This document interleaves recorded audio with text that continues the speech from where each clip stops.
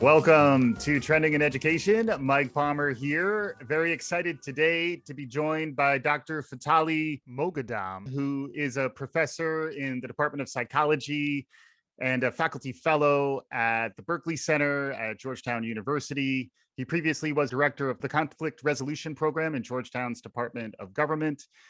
He's going to tell you about his expertises. They're plural. Also, his publications are plural. I feel very honored to have Dr. Moghaddam in my presence. Ali, welcome to Trending in Education. It's wonderful to have you. Thank you. I'm delighted and honored to be here. That's fantastic. And to begin the conversation, we like to get to know our guests in their own words.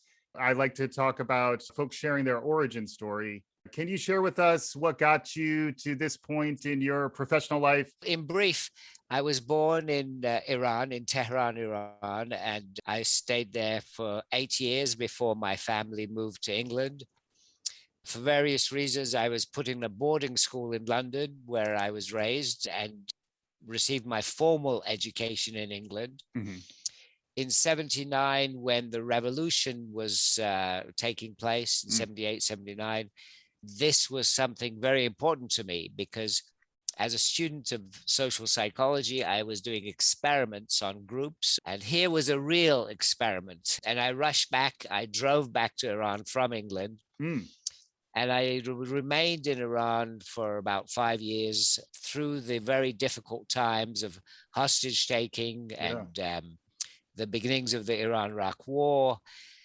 And beginning of 84, I left because I realized there was very little else I could do to try to promote democracy. We had reached a dead end. I had reached a dead end. Yeah. And I left and I went to Canada. I worked at McGill University until 1990 when I went from McGill to Georgetown University. And that's where I've been since. Yeah. And it's the sort of typical story of an immigrant in the United States, thrown by circumstances here and there. Yeah. I skipped over some of the areas which you studied, and there's plenty of them. They're really interesting and relevant, dare I say, zeitgeisty, which is something I try to say periodically on the show. They are very emergent, even though you've been covering them throughout your career. Some of these expertise include culture and intergroup conflict with a particular focus on the psychology of globalism, radicalization, human rights and duties, and terrorism. And then there's another dimension that talks about authoritarianism. There was a Netflix piece that I saw that you were behind, How to Become a Tyrant, I believe it was called. Yes. Yeah. Looking at this all through a psychological lens, there's really a depth to your body of work where we could go in a lot of interesting directions. And then one of them that I want to make sure we at least spend a little bit of time on is what we can learn from Shakespeare, which is something that you're working on in the coming year. Can you catch us up in terms of your intellectual history? And good job by you that there's so much to talk about. Can you provide us some kind of narrative or some way to understand what you've been studying throughout your life? Yes, of course. I'm really an educator who started with experimental social psychology and doing laboratory work, and went back to Iran and was forced by circumstances to look at the real world in more detail and to change my perspective in many ways. And all of the themes that I work on really arise out of my experiences in Iran, where my education and training clashed with the requirements of the real world. And out of that arose these different strands, which really come back to one big issue. How can we achieve citizens who are supportive of democracy and who can sustain democracy? Right. And as a psychologist trained to do brief experiments, I've had to change my orientation and look at very long-term periods, because the question of how can we move towards what I call actualized democracy really has to be looked at in the long term. So I've been looking at what I call political plasticity, how fast and how much people can change politically. Yeah. Looking at this at least since Athens 2,500 years ago, Okay. and thinking about the challenges we have here today in the 21st century. Right. We've been going backwards in a number of ways, becoming less democratic and less open. Right.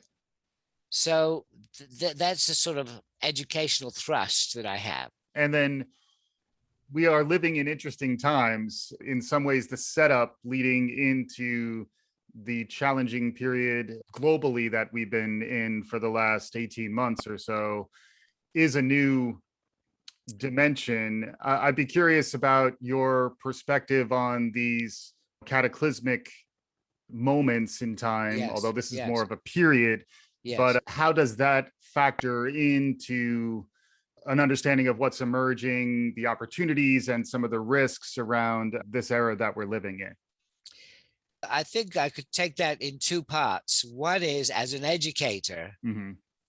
how can I respond to this situation, which is, I see it as a crisis situation Yep. for democracy. Mm-hmm. And one of my responses has been to break out of narrow specialization. As educators, we're pushed into narrower and narrower strands. Mm-hmm. And I think one of my responses to the crisis that we're going through right now has been to really look outside and to break out of my narrow specialization. Mm-hmm. So my latest book, Shakespeare and the Experimental Psychologist, that came out of my teaching and the realization that as an experimental psychologist, I can learn a lot from Shakespeare. Mm-hmm. And indeed, in that book, I argue that Shakespeare is the root of experimental psychology. Interesting.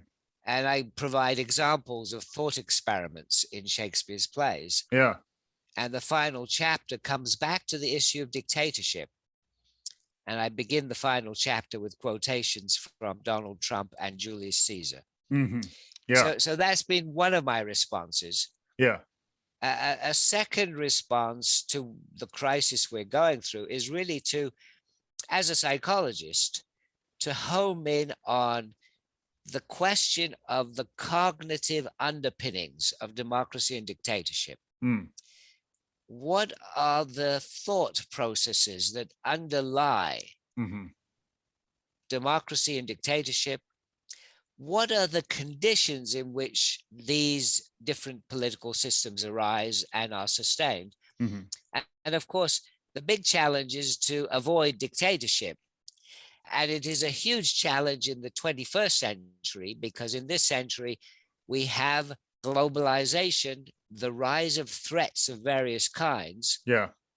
And we know from psychological research that when people are threatened, they are less supportive of human rights and civil liberties. They are more supportive of authoritarian leaders. Yeah.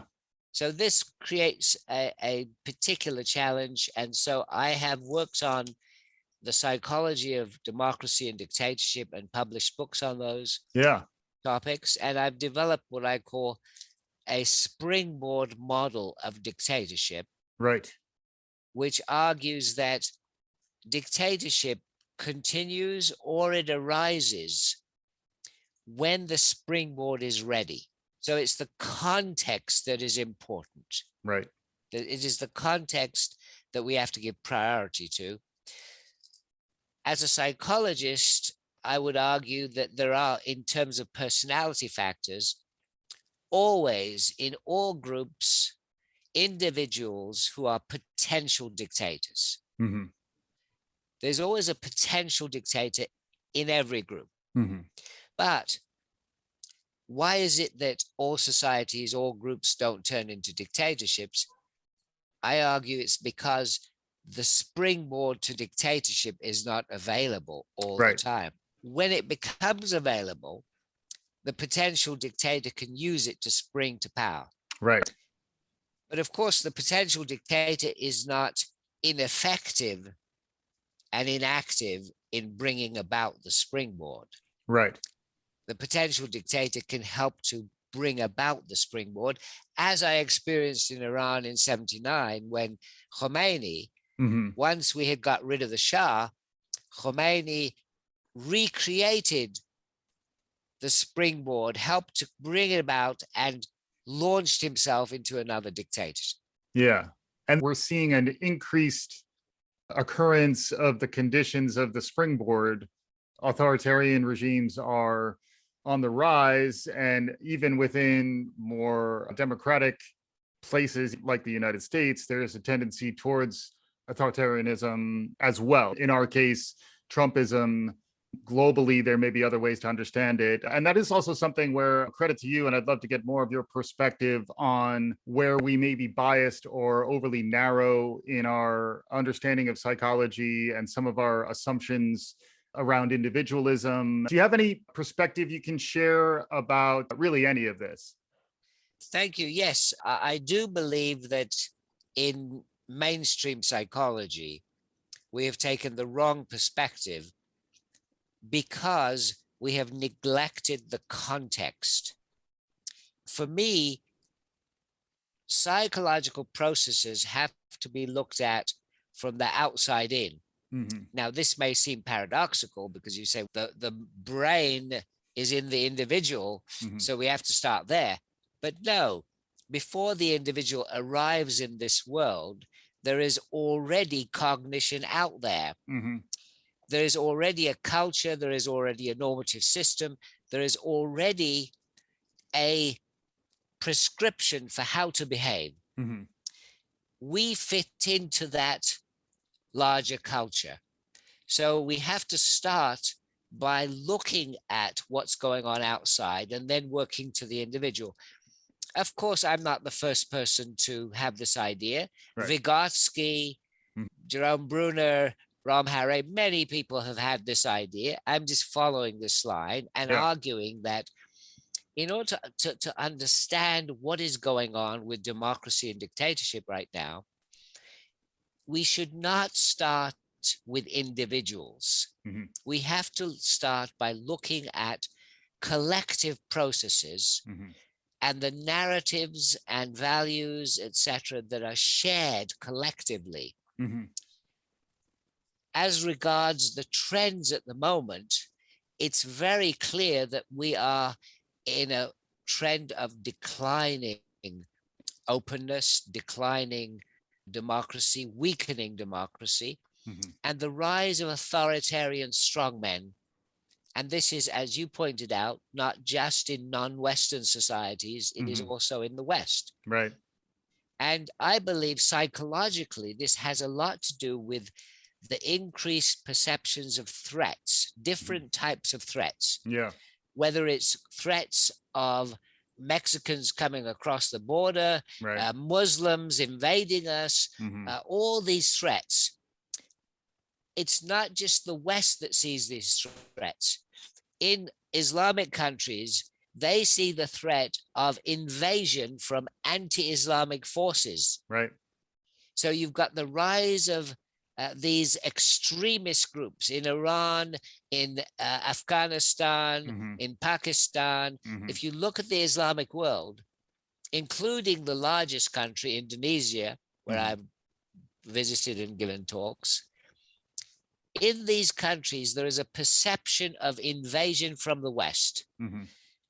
So what we have is the mobilization of authoritarian, often nationalist, often religious groups Mm-hmm. against what they see to be threats from the outside. Yeah. And then thinking about this from the educational perspective, what advice would you give to educators, folks who are trying to design curricula, think about where the world of learning is going? It does sound like we are in a crisis in your perspective. When I hear crisis, I think there's time to take assertive action in Yes. support of positive outcomes. Can you paint for us what some of those might be for folks who care about learning and educational outcomes? Absolutely. Education is the solution in the long term. Mm-hmm. And this education, first of all, must avoid ethnocentrism. It must be education that looks outwards and trains young people to look outwards and see global trends, recognize that what they are experiencing in the United States is part of a bigger picture. So the integrated nature of our globe, the integrated nature of the international system, that's the first thing we have to teach young people. That we cannot just build walls and say we're going to do things here apart from everybody else. So that's number one. Sure. A second very important mission for educators is to train people to go beyond categorical thinking. This I see to be the essence of good education, to train people to deal with ambiguities and the fact that the world is not yes, no, right, wrong. There are all these middle grounds that we have to work with, and we have to recognize them. My group is not all correct and your group is all wrong. Right. There has to be a perception that it's not categorical thinking that's going to lead us to solutions. And of course, this is very difficult to do in education. Very difficult to do. And it's a challenge for modern educators because the internet, the media, they're pushing us towards categorical thinking. And tolerance for ambiguity is something we have to build up. Yeah, that's fascinating. I was going right where you're going around the impact of media. There are new opportunities to be exposed to others as well, particularly in this context. You and I are not in the same physical space, but we're having a very engaged conversation, and that extends into small classrooms online that are being delivered well, seminar style conversations. Yes. There is something new emerging on that front. Any thoughts on the digital dimension and ways in which it is driving towards new connections across global lines? And then I think at the same time, there will still be that tendency, particularly within social media, to almost metastasize your echo chamber and filter bubble so that you're only being fed the reinforcing information that drives towards tyranny. I understand that. Any bright notes on the technological side? The bright note is that young people are using the media in new ways. For example, there are now systems in place where if you want to learn a language, you can make an arrangement with somebody. Let's say I want to learn Portuguese. I can make arrangements with people all over the world where I will speak with them in Portuguese for an hour. Right. And there's a payment system for all this as well. Sure. And I've seen young people use all this, and really great programs where they achieve better understanding of each other, etc. So there is that positive side. Yeah. We have to always remember that one of the principles of social psychology is similarity attraction. Right. So there is this tendency to want to interact with similar others rather than dissimilar others. And one of our challenges as educators is to teach young people that it's not just similar others you need to communicate with. Right. You need to also reach out to those who are dissimilar to you and to understand them. In my book, The Psychology of Democracy, I've laid out the 10 key characteristics of what I believe to be the psychological citizen who can support and sustain democracy. And one of the key 10 psychological characteristics of that citizen is the ability to learn from dissimilar others. So I think that is one of the challenges we have with the new technologies as well. Yeah. And there's both the technologies and then the behavioral mechanics of the technologies. I was just looking into some of the work the Wall Street Journal did about Facebook and was really intrigued by the behavioral design that goes in that rewards conflict and rewards provocative posts more so than balanced, measured, well-informed posts. How do you see us getting out ahead of some of these things? So you are looking at a broader perspective, a global one, and one that spans a longer period of time. There's a lot of concern now around the pandemic and global warming. Our educational system and the way we think about the future needs to transform itself relatively quickly. Do you have any recommendations in terms of where folks may benefit from looking, and ways in which lifelong learners can continue to get better and perhaps activate against some of what you're talking about? Yes, there is a whole area of research popularized by books like Nudge, Hmm. where we know we can make interventions, research based interventions to change behavior. Yes. And educators are well aware of this now. And what we need to do is engage in that area Hmm. of interventions, Hmm. because there are really a number of different motives working in that area. Yeah. One is certainly the good, positive motives of trying to get people to eat better, Yep.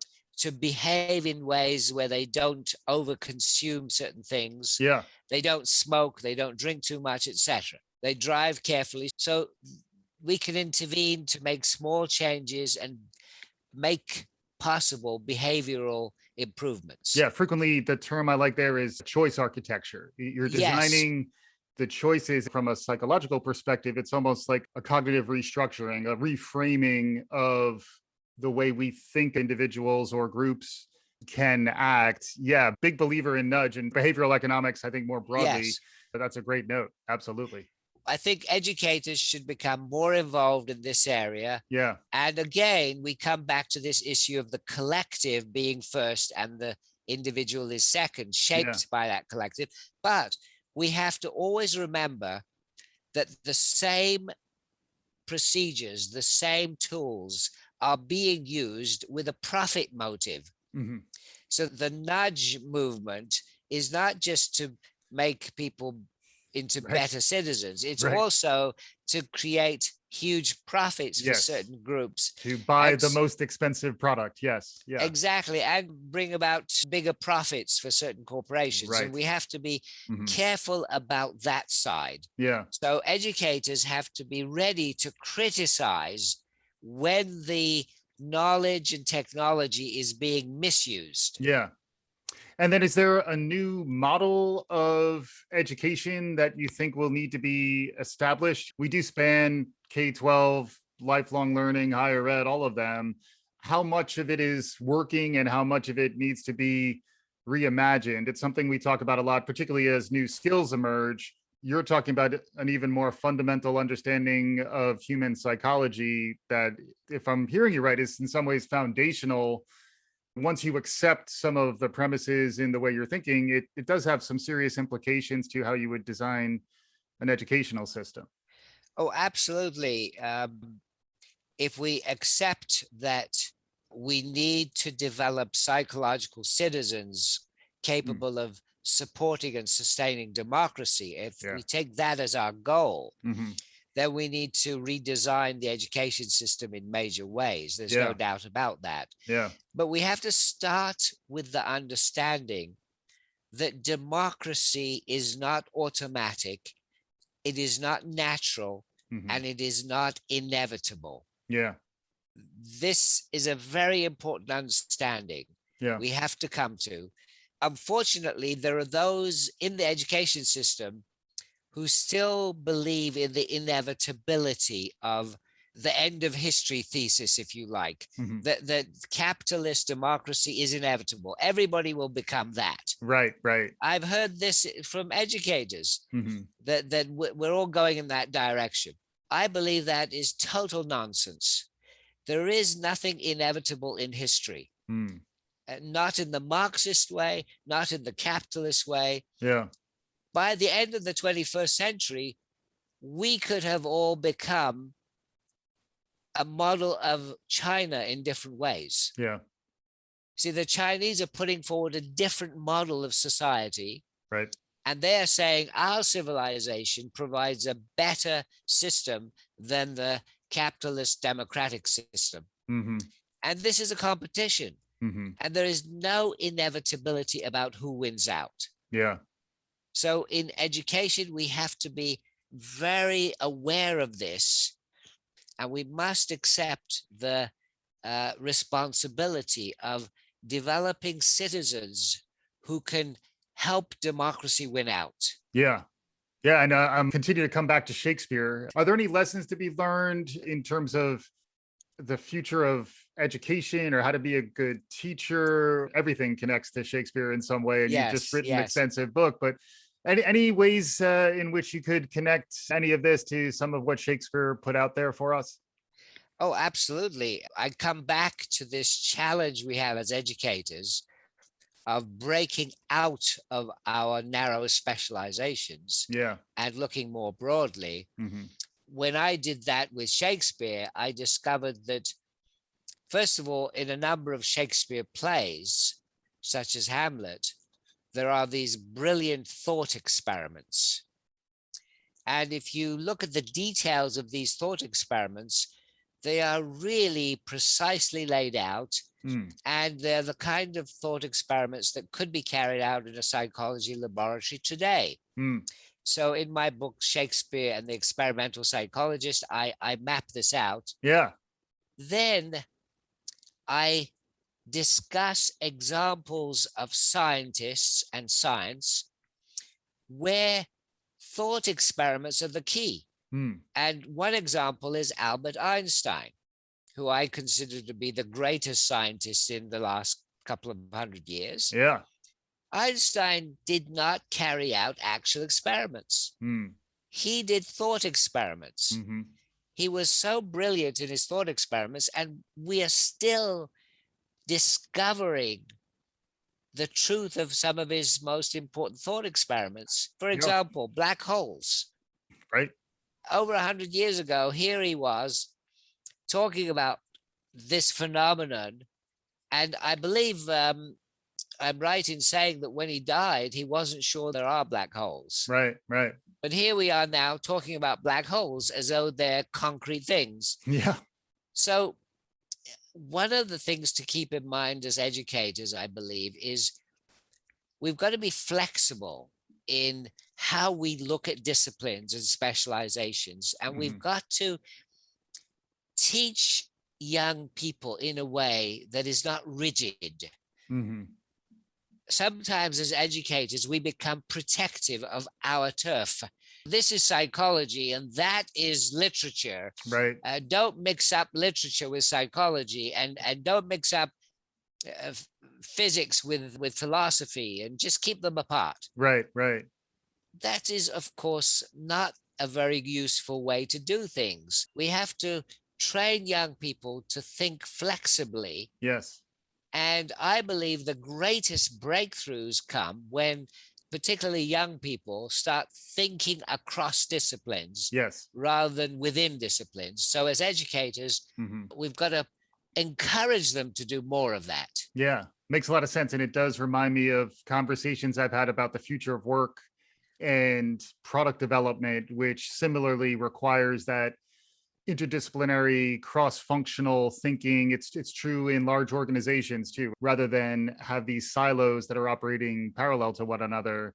The organizational structures that win are those that are able to orchestrate across these specializations. Where do you look for inspiration these days? You have to have motivation in order to be able to convey that to others.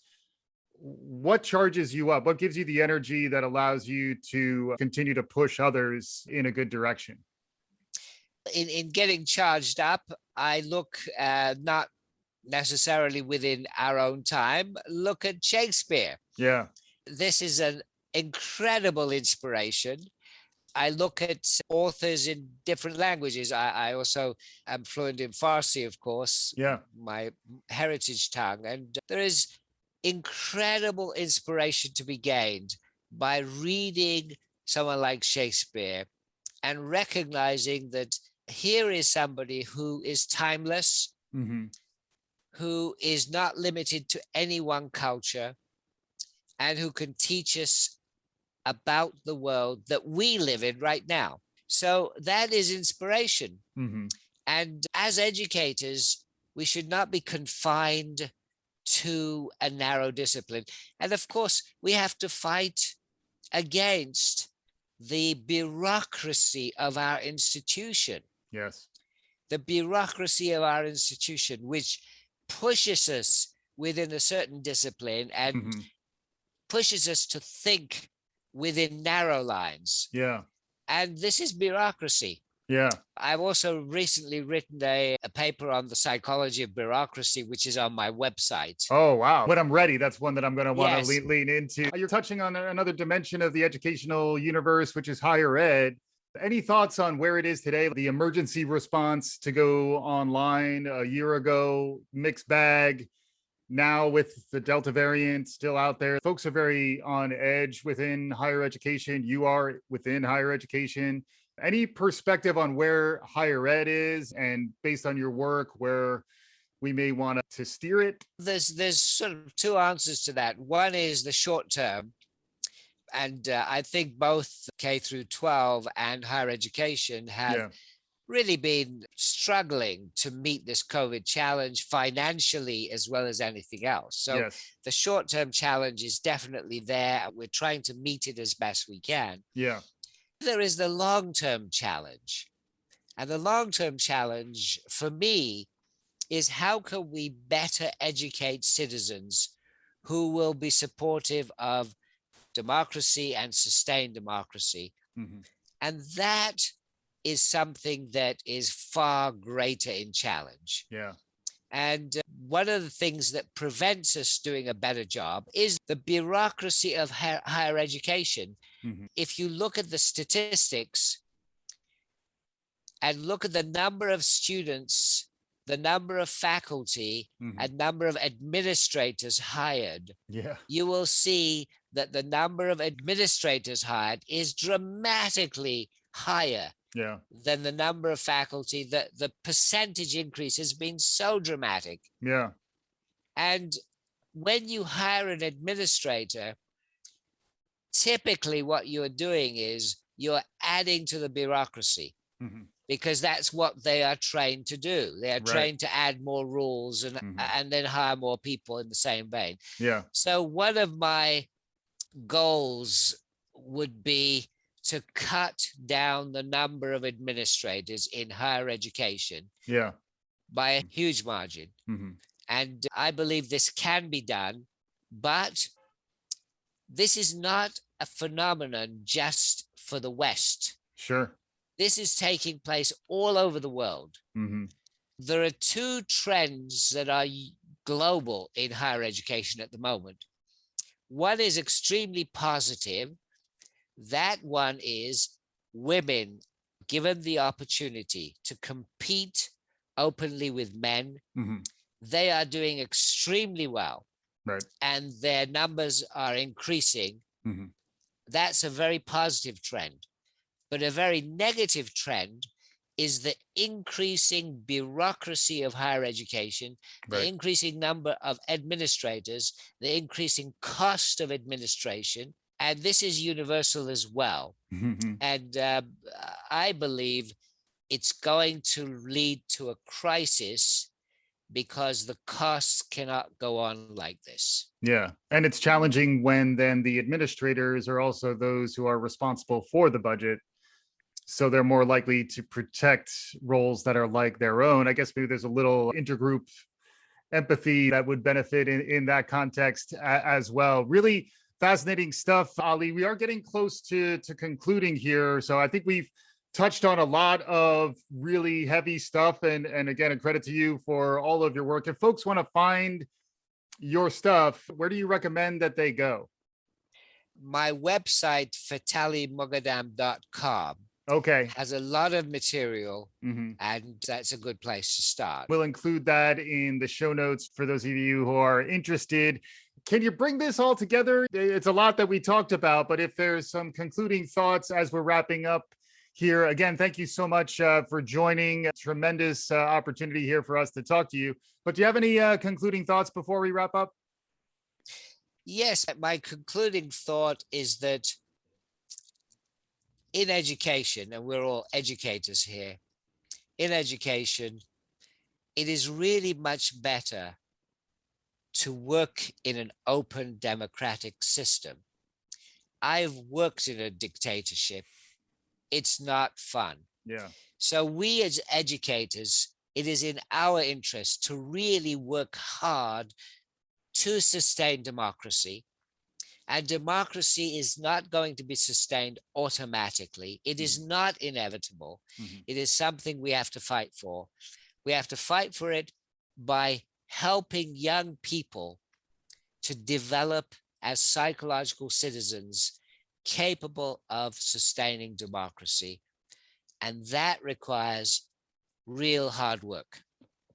Fantastic stuff. Dr. Fathali Moghaddam out of Georgetown University, Berkley Center. You can find all of his work on fathalimoghaddam.com, which we'll be sharing out as part of the show. Thank you so much for spending some time with us. Thank you very much. I greatly enjoyed it and I'm honored. Thank you. Awesome. And hopefully our listeners enjoyed this as much as I did. If you did, make sure you subscribe, write us a review, tell your friends. We'll be back again soon. This is Trending in Education.